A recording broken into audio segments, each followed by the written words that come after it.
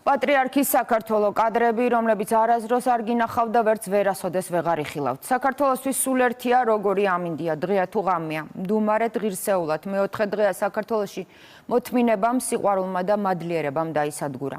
ამის შემოქმედი კი ისევ კათოლიკოს პატრიარქია, რომელმაც საკუთარი გარდაცვალებაც ქვეყნის ერთიანობის სიმბოლოდ აქცია. ილია მეორემ საქართველოს სარკეში ჩაახედა და დაანახა, რა შეუძლია ქვეყანას, როდესაც ის ერთიანია.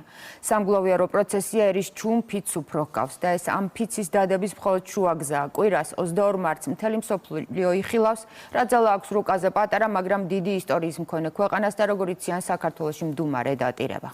ის, რასაც თქვენ კადრებში უყურებთ, არ არის რიგში დგომა ვალის მოსახდელად. მრავალსაათიანი ლოდინიც ილია მეორე მომავლის იმედეთ აქცია, რომ საქართველოს უფრო ძლიერი გახდება. მისი გარდაცვალების წუთებიდან ყველას დატოვებული სიცარიელის შიში ჰქონდა, დღეს კი საქართველოს ისეთი მშვიდია, როგორიც დიდი ხანია არ ყოფილა. მისი ძალა ხალხ